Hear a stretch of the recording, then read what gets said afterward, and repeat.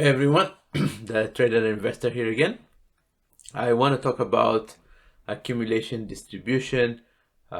Earlier in the week, I drew this box here as a potential accumulation area. So this was the box, and the white text that you see is what I had drawn earlier. So selling climax coming down from these highs here, automatic rally, automatic move, and then some test areas and terminal shakeout.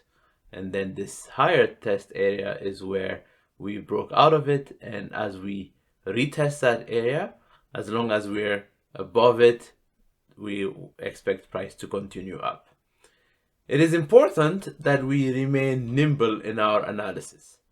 By nimble, I don't mean change our mind. What I mean is we need to be able to see the markets as they develop and make a decision based on that. That's really important to understand. Why is that?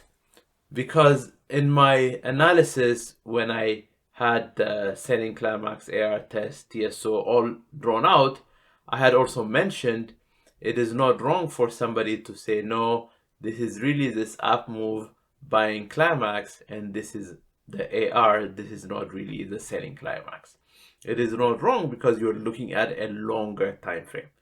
So if we take that context then into consideration, if we say, okay, the smaller box appeared to be working temporarily, but it also appears to be meeting some headwinds.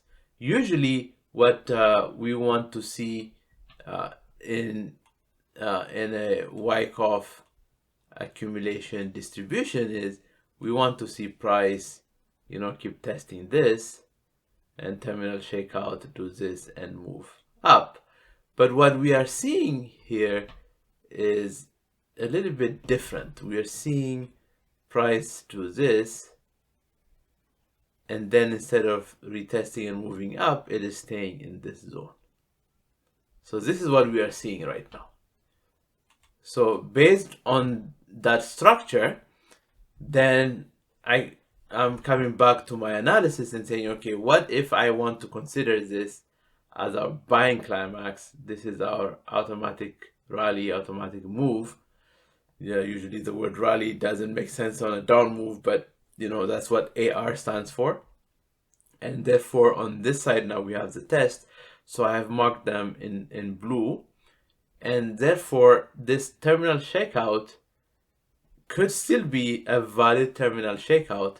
But now what we're expecting is we're expecting this line here.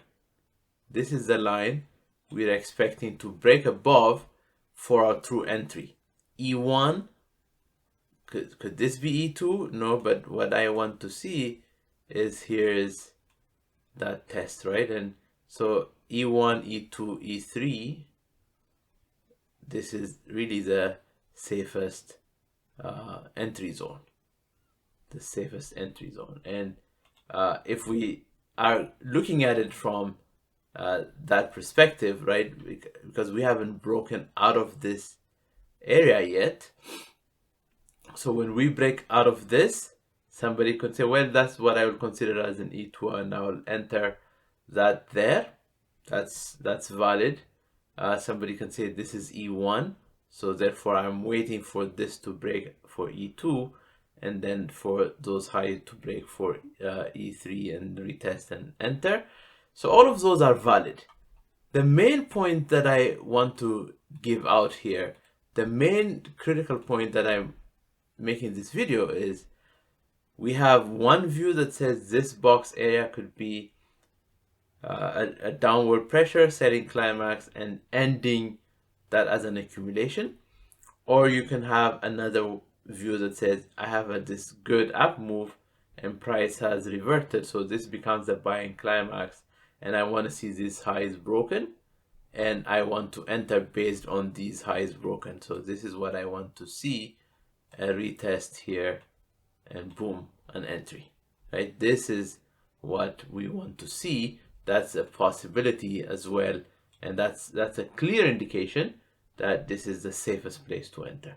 And this zone here, doesn't necessarily have to test that area, right? It could just briefly test and continue up. So that could still be your entry zone. So the main purpose of this video is to show you we have to remain nimble in our analysis, and we have to accept that sometimes what we see in one time zone or in a condensed period of time could be something completely different, right? When we expand the time, when we expand the x-axis, the y-axis, what does that mean? And so here we have that possibility as well. In either case, I think that either way that you're looking at it, as we break this, I still believe this is a good zone, even though I exited all of my positions. The reason why I exited my positions is because it's a Friday, and usually geopolitical reasons are unknown until Sunday evening when the futures open. So as a result, I just wanted to stay out of the market, closed all my positions, and now waiting for the market to tell me what it wants to do next week during a brand new week. When I say I closed all my positions, I closed all my options positions. Any comments that I have for long-term hold, I'm not closing those positions because I'm not looking at them at the daily movement. That's not what I'm looking at. I'm looking at the long-term hold. For those, I don't worry about the intraday volatility, even intra-week volatility. But for call options, which is what I use for my trading, for call options, I close all my call options today. I have some call options that I sold against stock. They will not get exercised, so I just let those expire worthless instead of giving back, even if it's $1 or $2 per contract. I don't want to give that back because I know they're expiring worthless.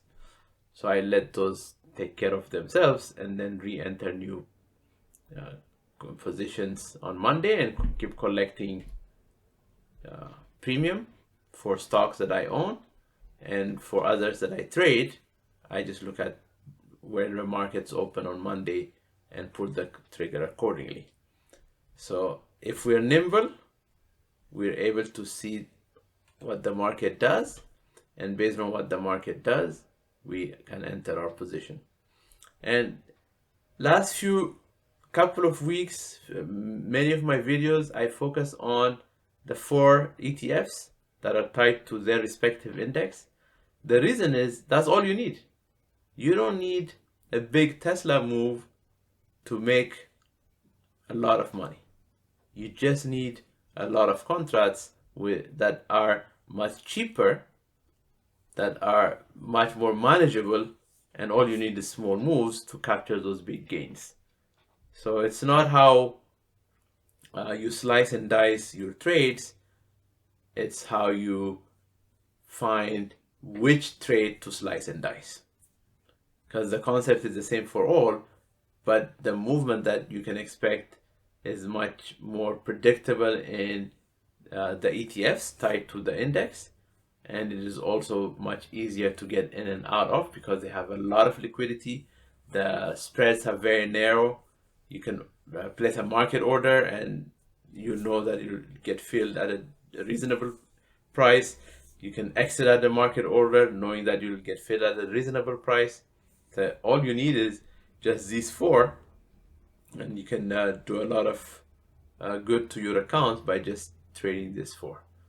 So hopefully this has helped you see another possibility of an area of accumulation.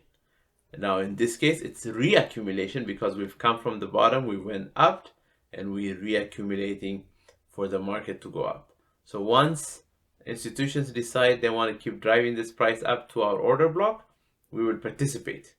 We will participate, and we either capture these long moves or we capture small moves along the way as we inch our way up. So depending on how fast the market wants to move. All right, everyone. Hope this has given you another way of looking at where our IWM is sitting. Don't forget to subscribe and hit that notification bell to keep encouraging me. I always say keep encouraging me because I love interaction. I'm a people person. So